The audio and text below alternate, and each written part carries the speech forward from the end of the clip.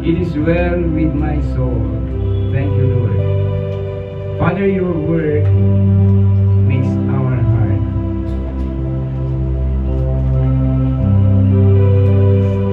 strong.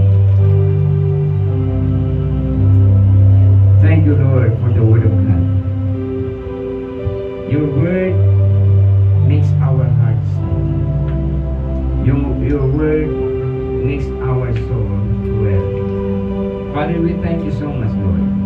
And we pray, Father God, that you will give us more understanding about your word. Bigyan mo kami, Panginoon, ng pagkaunawa sa iyong salita. At dalangin namin, Panginoon, kausapin mo kami mula sa mga salita nito. At iniling namin sa iyo, na maunawaan namin ito sa tulong ng Espiritu Santo. Maraming po salamat sa iyo ang kapurihan, kalwalatian, karangalan sa pangalan po ng Panginoon Jesus. Tayong lahat ang umiibig sa Diyos ay magsabi ng Amen. Amen. Praise God. Ito po, maraming kayo po. Yung pong ating mga nasa likuran, kung gusto yung gawin sa unahan, meron pa pong bakating upuan. Okay? Ayan. So tayo po ay patuloy salamat sa Panginoon sa ating mga Levites na ginagamit ng Panginoon for this music ministry. Amen. Pagpalain natin ng Diyos sa buhay nila. At dalangin natin na maisimulan natin yung ating pong ambagan para mapasayos itong ating simbahan sapagkat ito po ay dito tayo kinakatagpo ng Panginoon sa tuwing Sunday na ating pong pagtitipon. Tayo po ay pinagkakalooban ng Diyos ng kanyang biyaya, ng salita niya, siyempre ang Espiritu Santo. Amen po ba kayo dyan? Amen. Okay, so taas nga ang kamay. Ipag mo sa katabi, sabi mo sa katabi mo, mag-aambag ako at walang titigil. Yan, amen. Thank you, Lord. Palakpakan natin ang Panginoon. Amen. Praise God. Okay, so tayo po magsimula. Marami pong paghahaling tulad ang ginawa ng Panginoon at pinahayag niya sa banal na Biblia na patungkol sa kanyang muling pagparito. Alam natin yan, mula pa lang doon sa Genesis hanggang sa Revelation ay nagpapahayag na ang Panginoong Diyos tungkol sa pagparito ng Panginoong Jesucristo at hanggang sa kanyang muling pagparito. The book of Psalms and Isaiah, napakaraming mga verses dyan na nagsasabi tungkol sa second coming of Christ. Amen. Sa first coming pa nga lang, 700 years before the birth of our Lord Jesus Christ, ay nagpahayag na si Isaiah tungkol sa magiging mangyayari sa second coming of Christ. Okay, di pa nga dumating siya, 700 years pa bago sinilang si Kristo, meron na siyang sinabi tungkol sa pagbabalik niya. Amen po ba? Okay, so ibig sabihin, ang pagpalido ng Panginoon at ang kanyang pagbabalik ay, ito po ay kumbaga sa isang pelikula ay tapos na yung pong script. Amen po ba? Tapos na yung script at wala nang idaragdag. Kaya na sinabi ni Kristo sa krus, it is finished, tapos na, naganap na, then that means na everything in the scripture is fulfillment na lamang yung ating hinihintay. Amen. So dito sa ating pong pag-uusapan ngayon, yung binasa natin ngayon kanina lamang is a parable of the 10 virgins. Ito po ay parable ng 10 babae, 10 dalaga. Okay? At ang talinghagang ito ng 10 dalaga ay isang paghaling tulad ng magaganap sa pagparito ng ating Panginoon Jesus. Amen po ba? Okay, so this is not a parable per se. This is an example of what will happen. Amen po ba? Because ito po yung walang explanation eh. Ibig sabihin, wala po siyang explanation ng parable. So we consider, theologians believe that this is the exact example what will happen sa second coming of Christ. And particularly doon po sa tinatawag nating rapture of the church. Amen. Okay, kayo ba naniniwala darating na si Kristo? Amen. Amen. Praise God. So, makita natin dito yung istorya ay merong 10 dalaga na naghihintay sa pagdating ng kanilang nobyo. Amen po ba? Ayan. Yung 10 dalaga, it is the church. Yan po ay considered as the church. Maraming interpretation dyan eh. Maraming interpretation, maraming application, but kukunin ko lang muna yung isang klase ng application, that is the church. Amen. the church, yung 10 dalaga ay yung church. Kanya lang kung kukunin natin yung linaw niyan, ay merong hindi makakasama. Amen ba kayo dyan? Merong hindi makakasama. So maraming interpretation tungkol dyan sa 10 virgins. At yung iba ay nagsasabi na ito ay yung 10 virgins are church. Yung iba naman ay sinasabi na ang 10 virgins ay mga nations, mga bansa na nakakaalam tungkol sa second coming of Christ. Okay.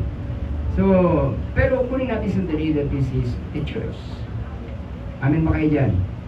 So, ulitin ko, wala siyang interpretation ng Panginoong Yesus kasi pagka binasa mo ang mga parables ng Panginoon, makikita mo siya mismo nag-i-interpret ng parables niya. Amin po ba? Pero since na wala siyang interpretation dito sa salitang ito, so I consider that this is not a parable, but this is just an example of what will happen when Jesus will come. Amen? Okay. So, hindi naman magbibigay ang Panginoon ng example na hindi naman pumapasok doon sa katotohanan. So, ang example na binigay ng Panginoon ay pasok doon sa katotohanan. At ito po ay isang paalala sa atin that there are 10 virgins, 10 kinds of virgins. 10 virgins, I'm sorry. So, ano po yung istorya na yung pusang dalaga ay naghihintay sa pagdating ng kanilang nobyo. At ang 5 ay matalino at ang 5 naman ay hangal. Yung matalino ay nagdala ng langis, nagdala din ng ekstrang langis. Yung mga hangal ay nagdala ng langis na lalagyan ng ilawan pero walang dalang ekstrang langis. So pareho silang inantok, pareho silang nakatulog, at nung hating gabi may sumigaw. Andiyan na ang lalaking kakasal. Bumangon silang pareho at inayos yung kanilang ilawan pero napansin nung mga foolish virgins na wala silang baon ng langis. Siguro andap-andap na yung ilawan nila. Kaya takiusap sila doon sa 5 matatalino, bigyan naman ninyo kami ng langis. Ayan. Sabi ng matatalino, baka hindi pumasya sa atin to. Mabuti pa lumabas kayo, bumili kayo ng langis doon sa tindahan. At lumabas naman sila, tama-tama, the irony of life, paglabas nila, saka dumating yung hinihintay nila. Yan. So that is the irony of life. Ano yung hinahanap mo, hindi mo makita, huwag mo nang hanapin, makikita mo na. So that is the irony of life. Naghihintay ka sana ng sasakyan, yung hinihintay mo, hindi dumarating, huwag mo hintayin, saka dumarating. Yung taong gusto mong kausapin, hindi dumarating, patayin mo ng kausapin, saka dumarating. So, these are the irony of life. So, nagbanggit ang Panginoon dito ng isang klase ng irony of life. Yung mga naghihintay, hindi lahat yung nakasama. But all of them naghihintay.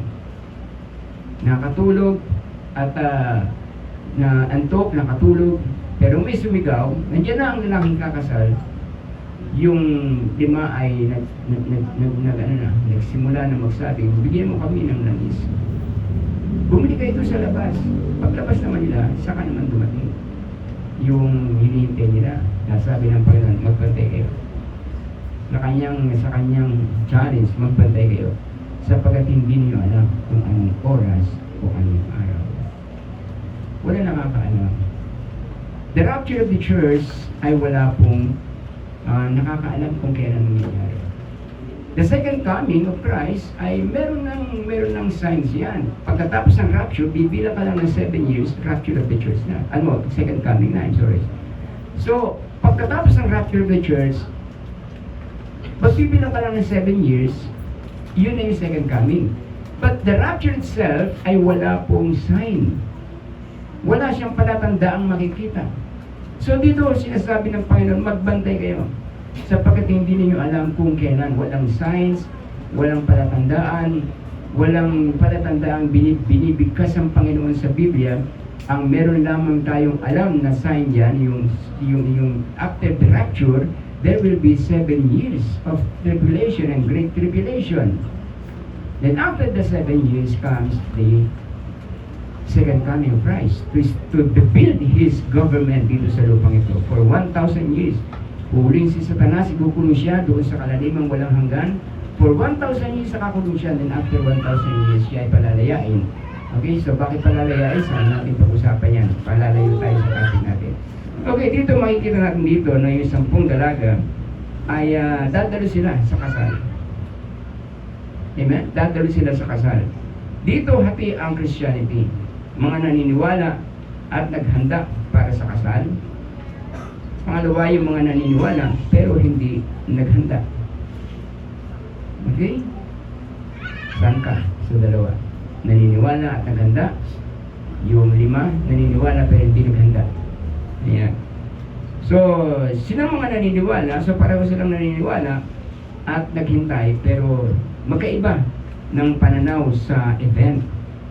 Magkaiba sila ng pananaw sa event. Yung 5 ay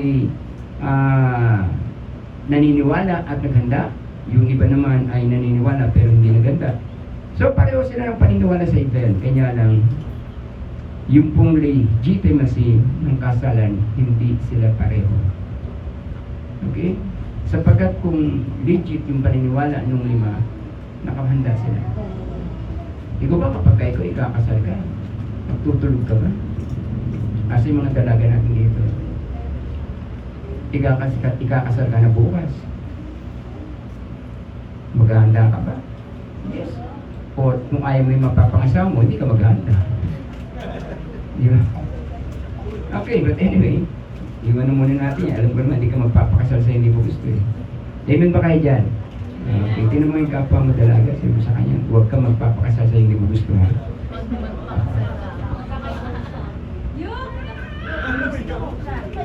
Ayan, okay. So sa kanila yung kasal, babata pa ninyo eh. Nataon na ba kayo? Ako may edad na ako, nagkasawa ako eh. 17 na ako nun eh. Hindi. Mag-18 pa lang, pagbabago ko pa lang mag-18. Okay. So pero, salamat sa Diyos sapagkat ang Panginoon ay napagbuti. Amen po ba kayo dyan? So, nung hati kami, may sumigaw. May sumigaw. You know yung sumigaw, that is the trumpet. The trumpet was sounded. The trumpet was sounded. Di Matthew chapter 25 verse 6, sabi rito, ngunit ng hating gabi na may sumigaw. Narito na ang lalaking ikakasal sa lubungin ninyo. So yung 5 nakahanda, meron silang foresight.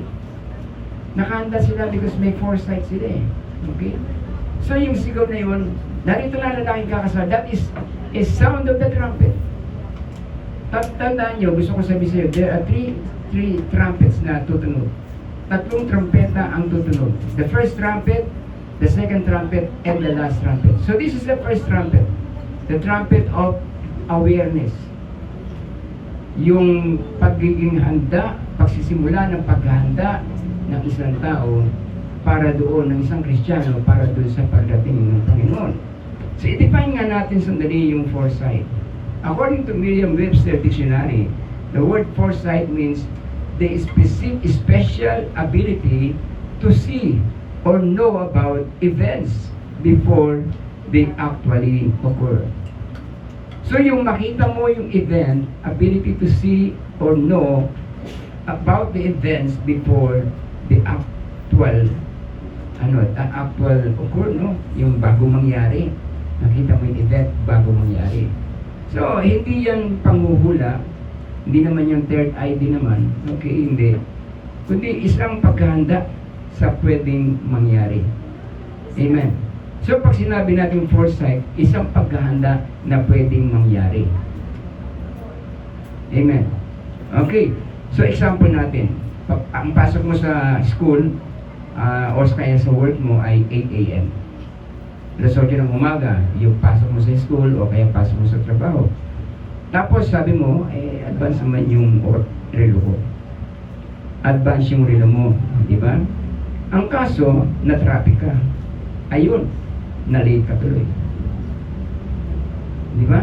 Anong dahilan? Walang forecast. Walang foresight, I'm sorry. Walang foresight. Another related words ng foresight is anticipation. Another related word ng foresight is anticipation. Okay, so anticipated mo yung traffic. natulog ka ng gabi, i-anticipate mo, kinabukasan ma-traffic, so gigising ka ng maaga. Kasi in-anticipate mo na traffic kinabukasan, papasok ka sa school, papasok ka sa trabaho. Amin po ba? So traffic, so baon ka ng extra time. Magbaon ka ng extra oras mo. Kasi anticipated mo ng meron traffic. Anticipated mo uulan. Kasi tagulan eh. Alam mo uulan. So baon ka ng panangga sa ulan, payo. Para hindi ka takbo ng takbo at hanap ka ng hanap ng sisilungan. Di ba? Tama ba yun? So yung mga taong takbo na takbo, hanap na sisilungan, basa na yung ulo nila, basa na yung katawan nila, ano dahilan? Kasi hindi na na-anticipate na pwedeng umulan. Walang foresight. Walang anticipation. Kaya ano nangyayari? Naghahabol. Para silang natataranta, hindi alam kung anong gagawin. Okay? So, yung driver, gusto pa naman niyang kumita ng malaki-laki. Diba? So magbaon ka ng pasensya. Yes. Kung dito ka sa Santra sasakay dati, ganun mo. Dito dyan sa Bantalon, no? Ano ba yung stasyon doon? Ha? Hindi pa Marilao, bukod pa sa Marilao. O doon, Marilao, ganun din. Hihinto sila doon, haantayin nila yung kasunod nila. Haantayin yung kasunod nila, di ba? So hindi sila aalis doon hanggat hindi dumarating yung kasunod. Kapag nakita nila yung kasunod na nandiyan na dumarating na, saka lang sila aalis. Kaya ando doon ngayon yung mga pasahero, hintay. Minsan na-biktima rin ako yan eh. So baka madali ako, pagsakay ko, ay yung driver gustong kumita. Hindi mo naman pwedeng pagbawalan siya. Oh, Mr. Driver, ano ba? Tanghali na, late na ako, ganyan. Merong isa nagreklamo, sabi ng babae, Mr. late na kami, ano ba? Ang tagal naman, inihintay mo pa yung kasunod mo, late na kami. Tanghali na, sabi ng driver. Gusto kong kumita, ano ba kayo? Di sana umalis kayo ng maaga. Tama na may driver, di ba? Sana umalis kayo ng maaga. Yun. So ano ang anticipation? In-anticipate mo na pwedeng may mangyari, kaya nagbabaon ka ng extra. Kasi pwedeng may mangyari. Amen po ba? Andiyan ba kayo? Ako, kapag ako ialis, meron akong pera sa pitaka ko. Meron din akong pera sa secret pocket ko. Ayan, alam na nila. Minsan, nilaban nila yung aking pantalon. Sabi ko, yung pantalon, andiyan po. Naku, dinukot ko yung secret pocket, basang-basa yung pera. Hindi nyo dinudukot to, hindi nyo sinignan to, na may secret pocket dito. Ngayon daw, sabi na, tinitingnan na kung meron. Di ba? Merong pera doon sa secret pocket. Anong dahilan ko? Kasi baka mahulog yung pitaka ko. So, anong gagawin ko? Tapos meron kong natatagong pera. Meron kong pera doon sa bag ko. Bakit? Para saan yun? Anticipation. Kung mawala yung pera ko, kung mawalan ako, di ba? So, anong gagawin? Maglalakad ako? Napakalayo? Amen? So, anticipation. Foresighting. So, yung 5 dalaga, limang wise na babae, may foresight sila. Meron silang foresight. Meron silang anticipation. Na-anticipate nila yung baka ma-delay. Baka ma-delay. So, ano ginawa nila? Nagbaon sila ng extra langis. Amen ba kayo dyan? Kasi baka ma-delay. Pero yung 5 na walang anticipation, walang baon na langis. Yun lang nandoon sa kanilang ilawan ang dala-dala nila. Pero wala silang extra na langis. Para sa baka sakaling ma-delay. Di ba? Dahil ready sila doon sa anumang ma-delay. So nagbaon sila ng extra oil. Wise talaga sila. Amen po ba? Dati meron kaming alagang ibon eh. Anong ibon yun, mama? Yung nawala yun eh. Tumakas, nabuksan yung ano niya. Umalis. Umalis siya, lumipad, tapos eh, hindi pala siya nabubuhay sa labas ng hawla. Lumipad siya, tapos eh, lumipad siya sa wild, then namatay siya. Okay, pero maganda yun ha, kasi yun ang aming weather bureau ni Mama. Pagka kumaano na yun, kumakanta na yun, sabi ni Mama sa akin, di magdala kang payong, uulan. Hindi ko, ganda ng panahon mo, taas-taas ang araw. Di uulan yan. Sabi ko, paano mo nalaman uulan? Ayan o, sinasabi ng ibon, minsan iniisip ko, ibon ka. Pero sinasabi niya sa akin yun, di magdala ka ng payong, uulan. Sabi ko, hindi, wala yan. So yun, hindi ako nagdala ng payong. Pag-uwi ko, basa na ako. Pag ganyan-ganyan ako, masilong-silong ako, kung saan makakasilong. Sabi niya sa akin, di ba sabi sa'yo, magdala ka ng payong, uulan. So, saan ako nabigo dun? Anticipation. Foresight. Tinitingnan natin yung panahon, okay naman eh, wala namang problema eh. Ayos naman eh, wala namang problema eh. Di ba? Kapag sinasabi ng mga taong payapang lahat, saka darating yung panganib. Di ba sabi ng Apostol Pablo sa aklat ng Timothy, kapag sinasabi ng mga taong payapa ang lahat, saka darating yung kaguluhan. Kaya ako medyo kinakabahan ako dito sa peace na ito eh. Yung kapayapaan ng Israel saka ng Iran, payapa. Pero at the back of their mind is gusto nilang bumira. Pero payapa. Okay, so kalimutan natin muna yan. So, ibig sabihin, yung pong mga 5 wise na dalaga, wise talaga sila kasi nagbaon sila ng langis. They have the anticipation. They have the foresight of what is possible na mangyari. Ano ang posibleng mangyayari?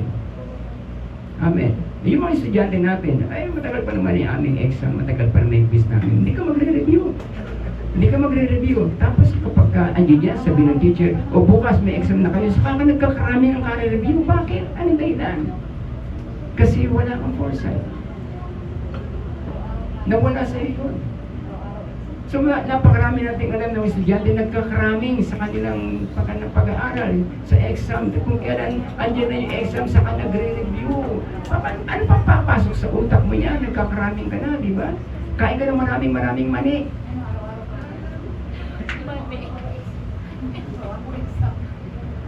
Di ba? Yung mani na pampatalino daw yun.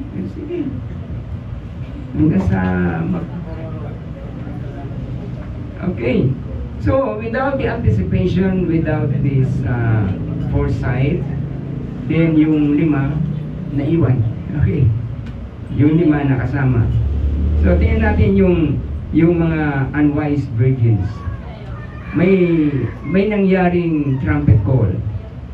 There is a trumpet call. Ano yung trumpet call? Sabi niya, humanda na kayo sapagkat dumating na ang lalaki kakasal. Pero dahil hindi sila nakaredy, ayun, naiwan sila. Okay? Bakit sila naiwan? Wala silang sense of anticipation na baka ma-delay yung ikakasal, yung nobyo. Wala silang sense of anticipation na baka ma-delay yung parating ng nobyo. Di ba? So, hindi nagdala ng extra langis para baka sakali lang, pero wala silang ganun. Baka sakali, walang ganun. Yung iba minsan, parang hypercate eh. Hindi yan. Kaya natin yan. O sige, kaya natin. Pero baka sakali. Di ba? Kagaya nung minsan kami nag-concert sa Aberdeen Court. Tapos meron kaming budget. At yung budget namin ay kinuwenta naman namin yun. Pero nung bayaran na, kulang yung pera namin. Hindi namin na-anticipate na tataas yung presyo ng bilihin. Mabuti na lang, Sister Ansel, yung treasurer namin dati, meron siyang baon na pera. Kasi sabi niya, inisip ko po kasi, Pastor, baka tumaas yung bilihin, hindi pumasya yung budget natin. praise God, sabi ko, mabuti sister. Na-anticipate mo yan, sabi ko sa kanya. Oo naman po, Pastor, hindi man tayo susugod sa isang labanan na wala tayong extra bala. Di ba? So, meron tayong extra bala. So, yung wise virgin, meron siya ng extra bala. Samantala yung unwise virgin, wala silang extra bala. Okay? So, ano ginawa nila? May baon naman silang pera. Di ba? May baon silang pera pambili, kaya lang late na para bumili. Late na para bumili. Sumigaw na yung lumabas na yung tinatawag natin the first trumpet. Di ba? Late na para bumili. Pagdating ng lalaking ikakasal, naiwan sila sa labas. Dahil doon pa lang sila bumibili. Okay? So, yung binabanggit natin na ayaw ni-apply, paglabas nila saka dumating. Nakiusap silang bahaginan sila ng konting langis, kaya lang tinanggi sa kanila. Bahaginan nyo naman kami ng konting langis, itinanggi sa kanila. Okay, i-apply natin yan. Wala nakakaalam kung kailan ang dating ng ating Panginoong Hesus. In Matthew chapter 25 verse 13, sabi dito, kaya magbantay kayo, sapagkat hindi ninyo alam ang araw ni ang oras. Wala nakakaalam yung rapture of the church. The second coming, ulitin ko, kanina sinasabi ko na merong sign. Ang pinaka-sign yan, yung 7 years tribulation. Pag bilang mo ng 7, tapos second coming na. But the rapture is wala nakakaalam. Kasi kinakailangan mag-rapture muna para hindi dumaan ang mga Kristiyano sa 7 years tribulation. Meron akong mga narinig, sabi niya, ang Kristiyano dadaan sa tribulation. Sabi ko, ikaw ikakasal ka sa nobya mo. Papayag ka ba sabihin ng kaaway mo sa'yo, ay, bago mo pa kasalan, pero bugbugin ko muna yan. Ay, naku, huwag masasalingin yung nobya ko. Pagkahalong bala sa tinilupan. Nakakasalan ko yan, tapos papaano mo sa akin, bugbugin mo muna. Bago ko pa kasalan. Di ba? So, papayag ba si Kristo na ang church, bugbugin muna ni Satanas sa loob ng 7 taon bago dumating si Jesus at i-rapture ang church? No way! Hindi siya papayag. Amin po ba? Sa Bible, makikita natin dyan na sinabi ng Panginoon sinabi ni Pedro kay Jesus, Lord, kahit anong mangyari, hindi kita iiwan. Sabi ni Jesus sa kanya, ay, Simon, hiniling ni Satanas at ipinahintulot naman sa kanya na kayo subukin. Pero huwag kang mag-alala sapagkat pinag-pray na kita. So, pinayagan ng Diyos si Satan. Ipinahintulot kay Satan na sila, mga disciples ni Jesus, ay subukin. Noon yun, bago ang Panginoong Hesus namatay, bago niya natubos ang mga Kristiyano, bago niya natubos si Pedro. Amen po ba? But after the resurrection of the church, wala nang kapangyarihan sa Satan na ikaw ay saktan. Tandaan niyo, sabi ng Bible, lahat ng bagay na mabuti at ganap ay galing sa Diyos. So therefore, yung hindi mabuti, hindi ganap, hindi galing sa Kanya yan. Minsan sasabihin ng iba, ay, yung itong kahirapan ko galing sa Kristo. Ano? Kahirapan mo galing sa Diyos? Huwag ka magsikap kasi baka yumaman ka. Wala ka na sa kalooban ng Diyos. Di ba kinikwento ko sa inyo? Yung isang lalaki, nasa ospital, dinalaw siya ng pastor. Tatangkong sa kayo, eto, pehi ka, bigay ng Diyos. Sabi ng pastor sa kanya, hindi po bigay ng Diyos yan. Kung bigay po ng Diyos yan, wala kayo sa tamang kalooban ng Diyos kasi nasa ospital kayo, nagpapagaling kayo, hindi nyo tinatanggap yung bigay ng Diyos. Nabuksan yung isip niya. Oo nga, bakit ako meron to? Hindi pala ito bigay ng Diyos. So ipag-pray natin yan. Alisin ng Diyos sa'yo yan, pagalingin ka ng Panginoon. Yung mga kahirapan ko, bigay ng Diyos? No. Meron mga dahilan kung bakit naghihirap tayo. Sometimes dahil sa hindi nakasya yung kinikita natin. Amen po ba? So mag-pray ka, bigyan ka ng wisdom ng Diyos ng extra kita mo. Tumaas yung bilihin. Amen po ba? Pero hindi mo pwede sabihin, bigyan ng Diyos to. Yung wala kami kakainin ngayong tanghali, bigyan ng Diyos to. Huwag kang manghihiram sa kapitbahay mo kasi wala ka na sa kalooban ng Diyos. mawawala ka sa kalooban ng Diyos kapag ginawa mo yung paraan para ikaw ay makaaon sa hirap. So, hindi yan kalooban ng Diyos. Amen po ba kayo dyan? Andiyan pa ba kayo? Beloved, I wish above all things that you may prosper and be in health, and even as your soul prospers. The Apostle John will not pray for something that is not in accordance to the will of God. The Apostle John will not pray anything that is not in accordance to the will of God. So sabi ni Apostle John, Beloved, I wish above all things that you may prosper and be in health, even as your soul prosper. Amen po ba? Okay. So balikan natin itong difference between the wise and the foolish virgins. Both are waiting. Naghihintay sila pareho. Di ba? Ang parehong inantok, parehong nakatulog. Kahit na sabihin natin na isang Kristiyano ay very alive sa kanyang pananampalataya sa Diyos, there are times na inaantok ka rin sa faith mo. There are times na nakakatulog ka. Pero pagka nagkaroon ng sounding of the trumpet, nagigising ka na agad. Diba? Amen po ba kayo dyan? Yung iba, kapag sounding of the trumpet, wala, tuloy-tuloy pa rin ang tulog. Okay. So pagkarinig nila ng sound of the trumpet, pareho silang gumising at bumangon. Pero 5 lang ang nakaredy. Kaya nakapasok yung mga wise. Amen. The significance of the oil. Listen very carefully. What is that oil? Sabi ng Panginoon, pagliwanagin niyo yung inyong ilaw sa mga tao. Paano mo pagliwanagin yan? Yung oil, importante yan. Kasi kahit meron kang dalang ilawan, kung walang oil, hindi yan magliliwanag. Amen. So, ang mga born-again Christians ay kilala sa paggawa ng mabuti. Taas nga kami ng born-again. Amen. Praise God. Okay. So, ang mga born-again Christians, kilala tayo sa paggawa natin ng mabuti. Yan ang tinitibok ng puso natin. Amen po ba kayo dyan? Yan ang sinasabi ng Espiritu mo, gagawa ka ng mabuti. Hindi ka kinakailangan utusan, hindi ka kinakailangan pilitin, sapagkat ang paggawa ng mabuti is ito po ay inuudyok ng Espiritu Santo sa iyo. Amen po ba kayo dyan? Nandiyan yan sa puso mo.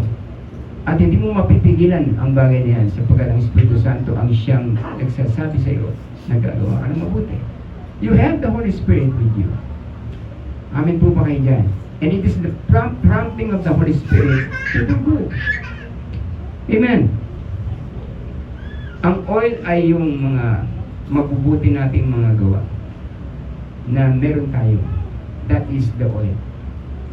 And the extra oil ay yung pong sobra sa mabuting gawa na kaya mong gawin. That is the extra mile principle. Kaya kung buhatin ito hanggang dyan, pero nakikita kong nahihirapan kang bumuhat, dadalhin ko pa yan hanggang doon sa kabila. So that is the extra mile. Gagawa ka ng mabuti, hindi pwedeng hanggang dyan ka na lang. Gagawa ka ng mabuti, makita mo mas kailangan pa niya, mag-extra ka pa. So that is an extra mile principle. Kung ikaw ay nagtatrabaho sa opisina, alas 8 papasok ka, amen? Alas 5 uwi ka, yung mga meron pong tinatawag nating extra mile principle, alas 7 pumapasok para mag-ayos ng kanyang table at maaga doon, magpe-pray. Then alas 5, magsang sobra na alas 5, bago siya lumabas. Dahil ayusin niya pa yung kanyang table. At kung yung basura sa kanyang table ay pwede niyang linisin muna bago siya lumabas. So that is an extra mile principle. Amen. Yung iba, papasok na late, umaga pa, nag-aayos na. Alas 4 pa lang, naka-ready na para umuwi. Walang extra mile principle. Amen. So ang 5 babae na wise, they have the extra oil. Meron silang extra oil. Yun yung sobra sa mabuting kaya nilang gawin. Sobra sa mabuting kaya nilang gawin. Sabi mo, hanggang dito na lang ako. Yan yung langis na nasa ilawan mo. At wala ka ng balak magdala pa ng ekstrang langis. Bukod sa nasa lampara mo na. Hanggang dito lang ako. Di ba? Bisa meron akong mga Kristyano narinig na ganyan. Tama na yung linggo. May linggo na tayo, tapos meron pa tayong Biyernes, meron pa tayong Martes. Di ba yan? Dami-dami naman. Tama na yung linggo. Bakit na tayo ng paano na linggo? Hey, you don't have an extra oil. Sige, baka maiwan ka. Hello? Nag-pray naman ako kaninang umaga eh. Ba't kailangan pa mag-pray ngayong tanghali? Ba't kailangan pa mag-pray mamayang gabi? Nag-pray na ako kaninang umaga. Yes, Christian. Pero you are good as the unwise virgin. I am good as unwise virgin. Lalagyan mo ng limitation, yung mabuting gawang magagawa mo. Hello? Yan. So, extra mile principle. Isang example na pinakita ng Panginoon na yung mga walang extra langis. Ang problema dito, kung kailan magra-rapture na, kung kailan naghahabol na, kung kailan nandiyan na, sumunog na yung trumpet, saka sila nagkukumahog, naggumawa ng mabuti. Saka sila nagkukumahog na bumili ng langis. Saka sila nagkukumahog na mag-ipon ng maraming mabubuting gawa. Bakit? Kung kailan huli na. Sabi nung isang babae, pumunta siya sa lamayan ng nanay ng batang babae na namatay yung nanay. Sabi niya, ito yung abuli ko sa nanay ko. Yung batang babae, at the age of 10 years old, sabi niya ganyan, hindi na po namin kailangan. Dapat kagabi pa po. Kasi kagabi po namin tatakbo sa ospital, sabi niyo po, bawal maglabas ng pera ng gabi. Kaya hindi po kami nakahingi sa inyo, nakairam sa inyo. Namatay po yung nanay namin, hindi namin nadala sa ospital. Huli na po yan. Late na po yan. You know? That person is unwise.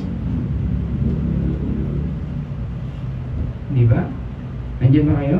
Baka yung mabuting gagawin mo, hindi na kailangan ang gagawin mo ng mabuti. Hindi niya na kailangan. So, anticipation. Foresight. Bakit ako merong blessing? Baka meron pagagawaan niyo sa akin. Bakit meron akong natanggap na sobra sa kayaan ko? Baka may pagagawaan niyo sa akin. Kailan ba sasabihin niyo sa iyo, kaya kita sinobran kasi may pagagawa ako sa iyo? Hindi naman niya sasabihin sa iyo eh. But your heart will anticipate what will happen next. Amen. So watch out. Baka umaandap-andap na yun na mismo, kapatid. Baka umaandap-andap na mismo, wala kang extra oil. Ayan. Marami na tayong mga narinig na messages about the second coming. Messages about the rapture of the church. Kailan ka pa magsisimula?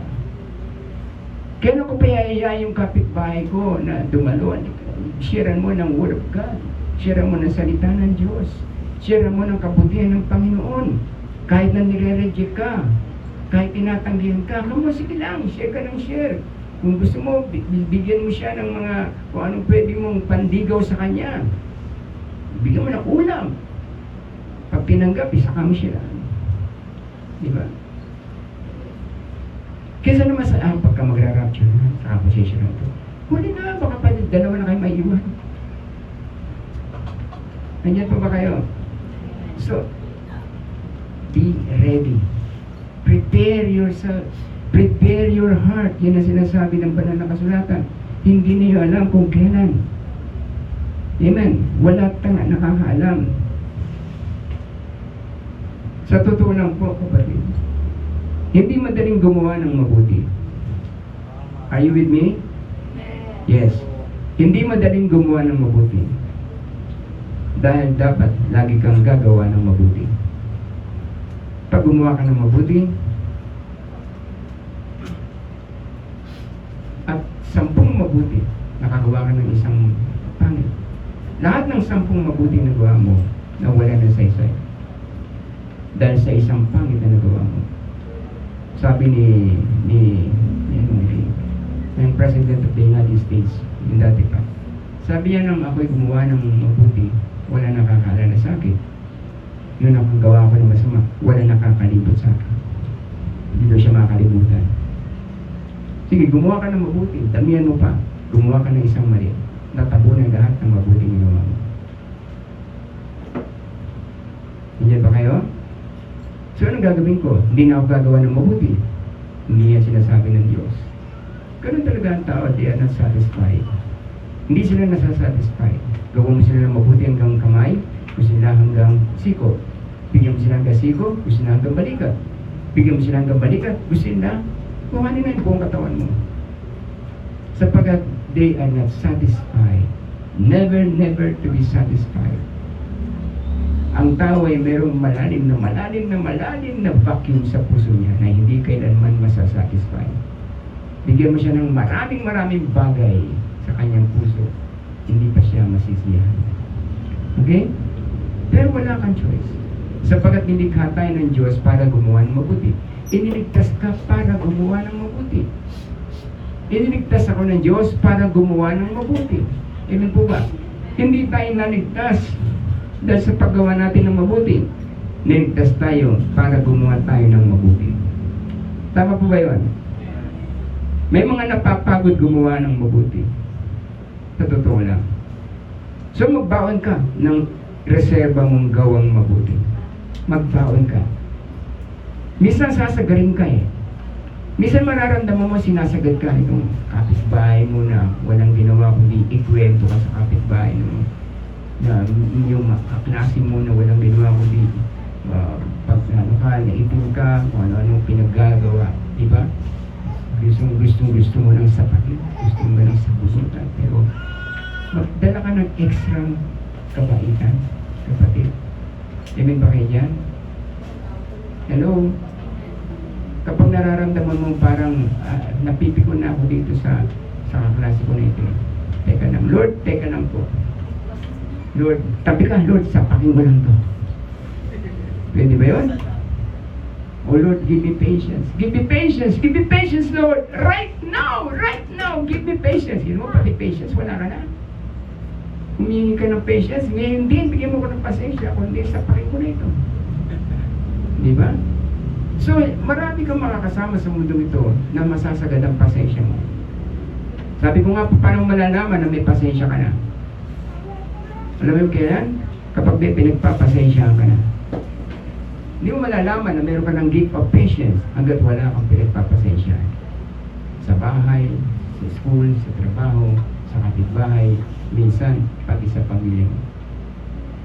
Di ba? So, magbaon ka ng extra pasensya. Tama po ba yun? Magbaon ka. Sapagkat kung hindi ka magbabaon ng extra pasensya, mauubos yan. Mauubos yan. Sasagarin ng demonyo yan. Hanggang maubos yan. Diba? Okay. So kaya kapag mukhang napupuno ka na, magbaon ka ng reserbang langis, reserbang patience, reserbang good work. Amen. Gawan mo ng mabuti. Ginawan ka ng masama, gawan mo ng mabuti. Amen po ba? So sagarin mo ang pasensya. Ibig sabihin, dagdagan mo yung pasensya. Sorry. So the trumpet was sounded. The trumpet was sounded. 3 trumpets ang tutunog. Let me say this to you. 3 trumpeta ang tutunog. The first trumpet is a call to do good. Accept Christ as Lord and Savior. And do good. So we do good not because we want to be saved. We do good because we are saved. Amen? Gumagawa ka ng mabuti hindi dahil gusto mong maligtas. Gumagawa ka ng mabuti kasi ligtas ka. Yung magkaiba yung dalawang yun. Na ikaw ay gumagawa ng mabuti para maligtas at saka ay gumagawa ka ng mabuti dahil ikaw ay ligtas. Amen po ba? By grace you have been saved through faith and not of your works. We are saved by the grace of God that we may apply our hearts into doing good. Praise God. So, that is the first trumpet. When you accepted Christ as your Lord and Savior. First trumpet yan. Amen po ba? Tumunog yan nung marinig mo yung nagsasalita tungkol sa Panginoon. And you open your heart to accept Christ as your Lord and Savior. The first trumpet na narinig mo, yung nag-share sa iyo ng salita ng Diyos, that is the first trumpet. Kailan mo narinig yung first trumpet? Kailan mo narinig yung unang trumpeta ng Diyos na tinawag ka niya, na tanggapin mo siya as Lord and Savior? Kung hindi mo pa narinig yan, mamaya, magpe-pray tayo. Buksan mo yung puso mo, sapagkat itong mensahe kong ito ay isang parinig sa iyo ng tungkol sa trumpeta niya. Ang unang trumpeta ay yung narinig mo. Yung meron kang kaibigan, meron kang kaklase, meron kang kumare o kumpare na out of nowhere hindi mo maintindihan kung bakit tumawag sa iyo. Kinukumusta ka. At pumunta sa iyo at sinasabi sa iyo, kinikwento si Jesus, kahit parang ayaw mo. Pero ang tiyaga-tiyaga niya, hanggang pinakilala si Jesus, that is the first trumpet. Amen po ba? The first trumpet is when you heard the gospel of Christ. When you heard the word of Jesus. When you heard an invitation from the Lord. Binubuksan niya, tinatawag ka niya, anak, halika na. Halika, tanggapin mo ako, buksan mo yung puso mo sa akin. That is the first trumpet. Kung narinig mo na yan, praise God for that. Pero kung di mo pa narinig yan, then praise God, mamaya mag-usap tayo para marinig mo yan. So, ang first trumpet is when you heard the voice of God through your friends, through your brother, through your sister. Baka hanggang ngayon, hindi pa narinig ng kapatid mo yung first trumpet.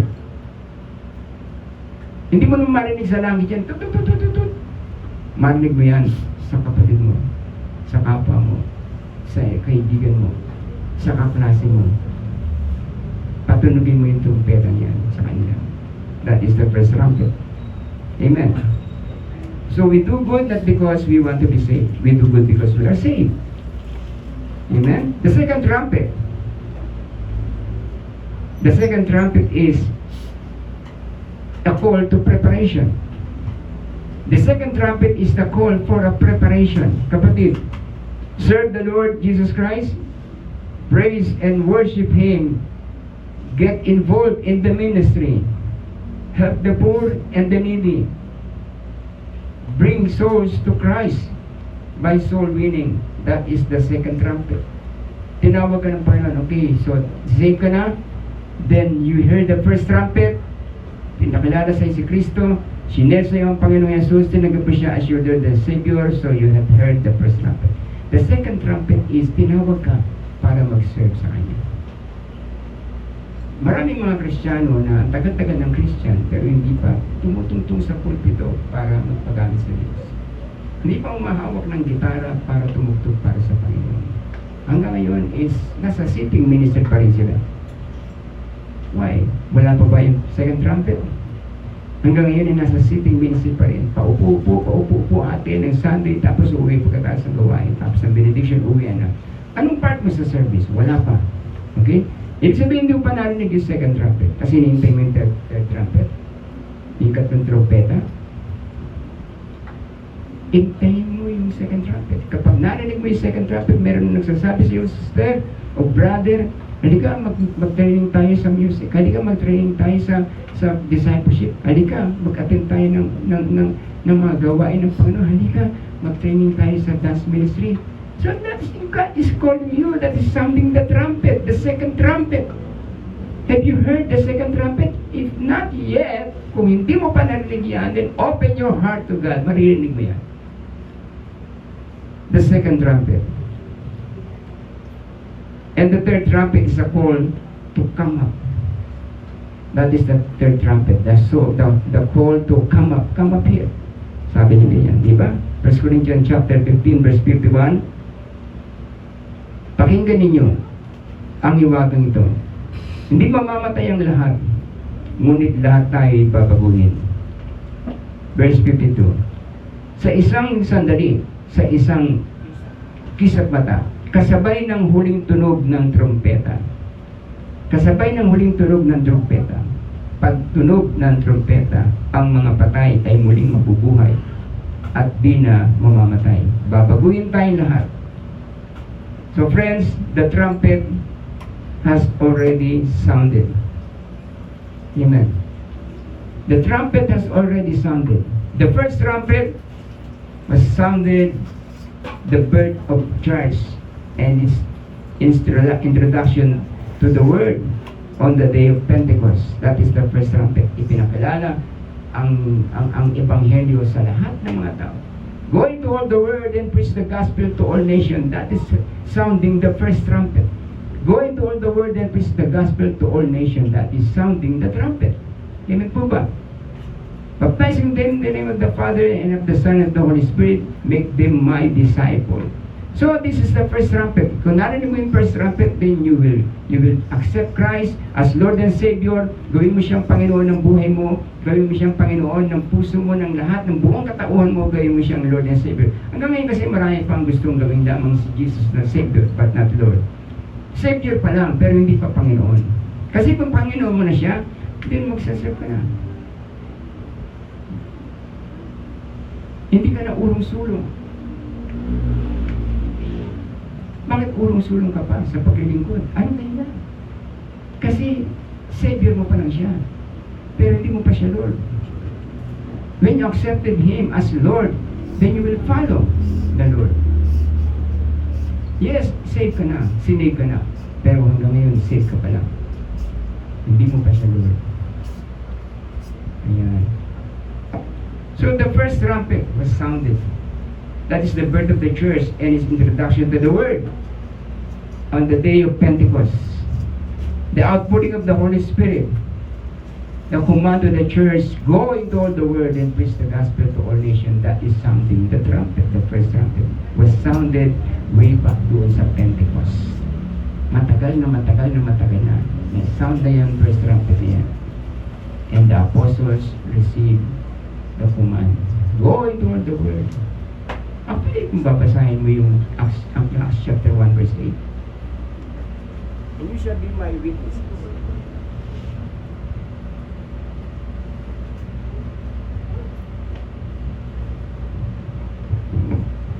Acts chapter 1 verse 8 says, and you shall be my witnesses in Jerusalem, Judea, Samaria, and to the uttermost part of earth.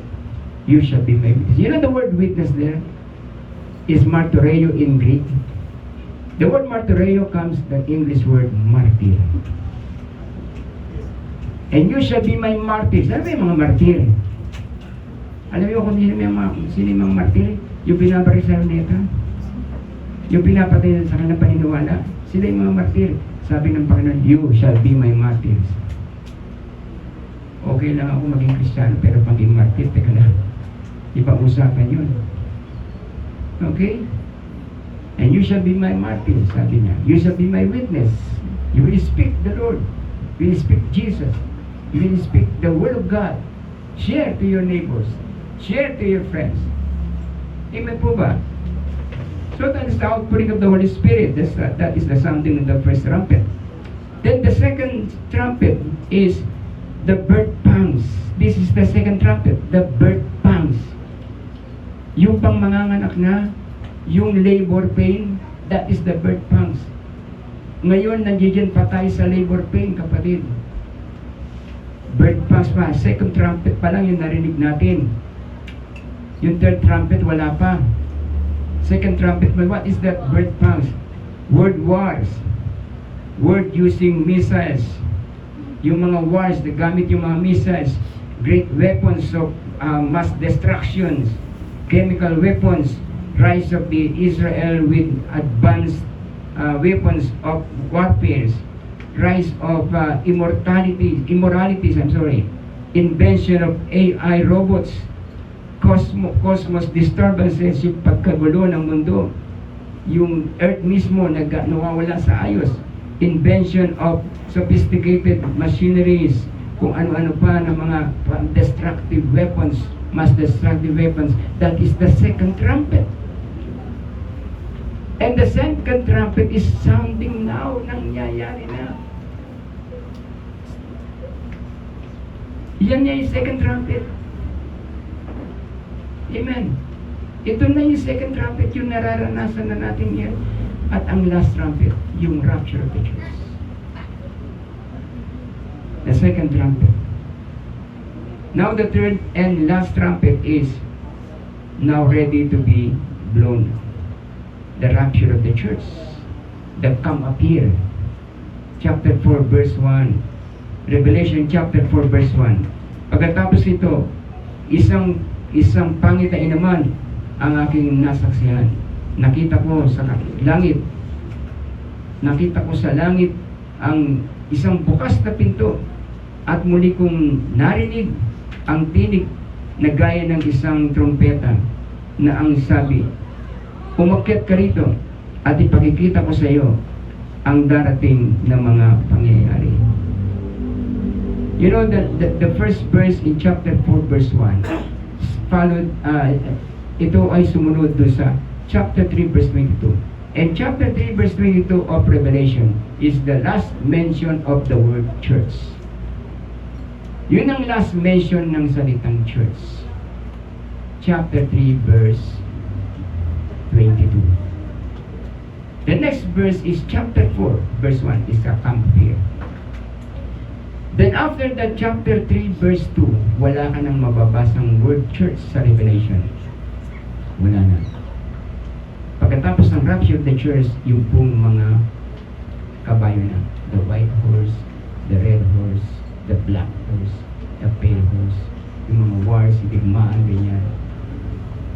Okay?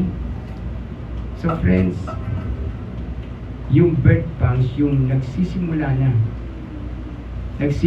na yung pong maraming kaguluhan, yung pang babaeng mga anak, nagle-labor na, sakit na siya, ang sakit na ng tiyan niya, nagle-labor na siya, mga anak na siya, yun ang isa sa pinakamahirap na parte ng babaeng mga anak. Yung birth pangs, yung pagle-labor niya na, pero paglabas ng baby, ginhawa na siya. So yung birth pangs, yung sufferings ng mundong ito, nandito pa tayo, mararanasan natin yung birth pangs na yan. Pero hindi ibig sabihin nag-rapture na, hindi pa. Pag nilabas na yung baby, tapos na, nag-rapture na. Ganun na. Amen po ba? So rapture will take place before the rise of the devil. Bago yan, 666, bago yung tatanga na 666, yung sobrang hirap na, yung tribulation, yung great tribulation. So ngayon, hindi pa yung tribulation. Birth pangs pa lang yung naranasan natin. The second trumpet. And the third trumpet is the come up here. So tatlong trumpeta. Amen. The birth and mission of the church, tumunog na yan. Amen. Tumunog na yan. The second trumpet is the suffering of the church under birth pangs. Tumutunog na yan. And the last trumpet is now ready to be blown. That is the rapture of the church. Friends, the last trumpet will soon to be blown. Be ready. Maging handa kayo. Amen? Magdagdag na kayo ng langis. Magbaon na kayo ng extra langis. Your good works, tandaan mo, pagdating ng Bema Judgment, kapatid, yung good works mo ang tatanggap ng reward. Kaya sabi ni Pastor JP, ang dami-dami nating mga crown na tatanggapin. Totoo naman. Gusto niyo ng crown? Amen. Okay, tinamin ka tayo mo. Sabi sa kanya, bakit kaya sa yung crown? Amen. O sabihin mo naman sa kanya, sabi sa'yo, pipilitin kong bumagi sa akin yung crown. Amen. Okay? So prepare to meet your God. Prepare to meet your Lord in the air. Amen?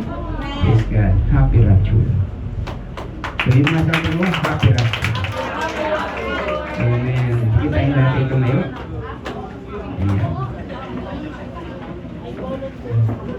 Yung kung narinig na ninyo yung first trumpet, praise God for that. Pero kung hanggang ngayon hindi nyo pa narinig yung first trumpet, wala pa nag-share sa iyo tungkol kay Kristo, hindi mo pa tinanggap si Jesus, then now, pwedeng yung katabi mo ang magparinig sa iyo ng first trumpet. Pwedeng yung kaibigan mo, o kaya ikaw mismo magsabi sa katabi mo na, gusto ko makilala mo si Jesus. That is something the first trumpet. And the second trumpet is nararanasan na natin yan. Pero God is preparing His people. Then the third trumpet is coming soon. Amen. Kung sana dumating ang oras na pag tumunog yung last trumpet, saka tayo magkukumahok na gumawa ng mabuti. Well, doon pa lang sa first trumpet, simulan mo na. Amen. Thank you, Lord God. Sa umaga ito, kapatid, I know na kinausap ka ng Diyos. At gusto niya sabihin sa iyo na gusto kitang makasama. Sa araw ng pagdating ko, sa araw ng rapture of the church, lahat ng patay na nanampatay kay Kristo ay babangon. Marinig nila yung tinig ng anak ng Diyos. And that is the sounding of the trumpet. Lahat ng namatay na sumampalatay kay Jesus, babangon yan, mabubuhay. Lahat ng kanilang mga buto ay magsasama-sama, magkakalaman, pero hindi sila mukhang bangkay, hindi sila ay buhay na buhay. Katulad ng katawan ni Jesus. At tayo mga buhay pa ay titipunin sa ulap kasama ng mga binuhay. Sabi ng Panginoon, hindi tayo mauuna sa mga namatay na. Sa araw na yun, sa araw ng pagdating ng Panginoon, sa rapture of the church, mauuna muna umakyat sa kalangitan, sa kalapaan, sa meeting place natin kay Jesus. Muna silang umakyat. Tapos sunod tayo na aakyat doon. Para magkaroon tayo ng reunion sa mga mahal natin sa buhay na naglilingkod din kasama natin sa Panginoon na makikita natin silang muli. Amen. Magkakasama-samang muli ang mga anak ng Diyos.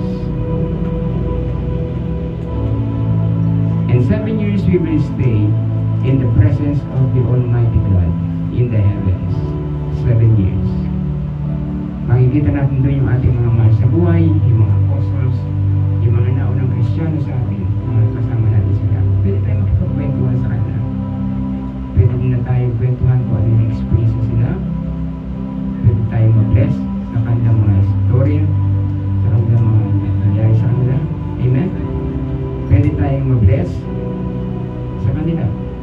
So, sabi niya, mag-aliwan kayo sa mga aral na ito. So, ang Panginoon ay napakabuti niya.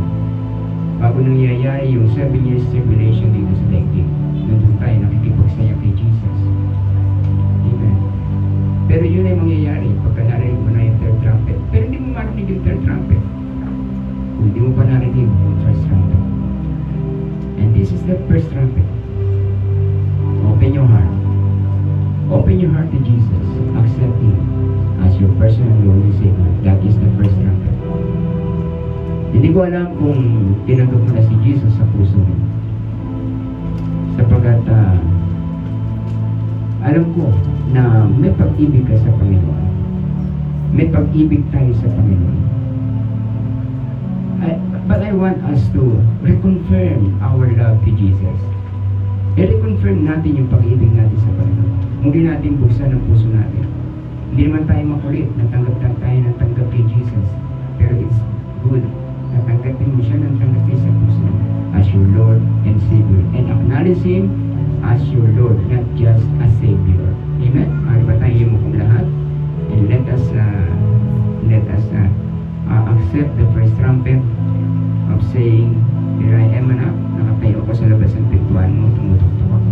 Alam mo, kausap niya doon sa Revelation chapter 3 verse 20, mga Kristiyano na yun. Yung sabi niya, nakatayo ako sa labas ng pintuan ng iyong puso, tumutuktok ako. Kung diringgin mo ang tinig ko, bubuksan mo ang pinto, papasok ako dyan sa puso mo. That is addressed to the church of Laodicea. They are church. They are Christians. Pero nasa labas si Jesus. Gusto niyang pumasok. Kapatid, pinapasok mo na ba si Jesus sa iyong puso? Sinabi sa kanya, Lord, be my Lord as my Savior. Maaari ka sumunod sa akin sa isang panalangin. Sabihin mo, kasabay mo ako mananalangin, sabihin mo, Panginoong Jesus. Sige po, lakasan niyo lang. Panginoong Jesus, narinig ko po ang tinig mo sa akin. Nais kong sumunod sa iyo. Nais kong buksan ang aking puso at tanggapin ka sa aking buhay bilang Panginoon ko at tagapagligtas. Panginoon Panginoong Yesus, manirahan ka sa aking buhay. Maupo ka sa sentro ng aking puso. Gawin mo ng aking buhay ang iyong kaharian. Panginoong Yesus, maraming pong salamat. Salamat sa pagliligtas.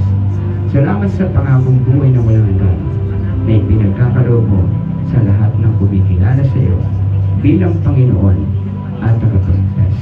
Salamat po, Panginoon, sapagkat sinabi mo na sino mga nakipag-isa kay Kristo ay hindi na hinahatulang maparusahan. Salamat po sa iyo, aking Panginoon at tagapagligtas. Amen. Ako na lang mag-pray.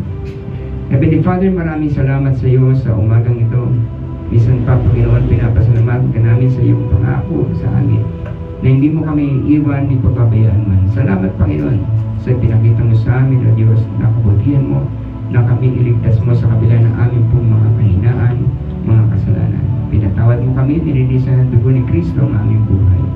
Maraming salamat po, aming Diyos sa Ama. At ngayon, Panginoon, ay aming hinihiling sa iyo, pagkalog mo sa amin ang iyong pagbabasbas. Ating itaas ang ating mga kamay. At buhat sa kayamanan niyong hindi nauubos, pagkakalog niya sa inyo ang lahat ng inyong kailangan sa pamagitan ni Yesu Kristo na ating Panginoon. Ngayon ay tanggapin niyo masaganang pagpapala ng Diyos Ama, Anak at Espiritu Santo. Pagpalain ka ng Panginoon. Pagliwanagin ng Diyos ang kanyang mukha sa iyo. Ingatan ka ng Panginoon, samahan ka niya hanggang sa makita natin siya ng mukhaan. Sa pangalan ng Panginoon Jesus, ay natin magsabi ng Amen. God bless you po.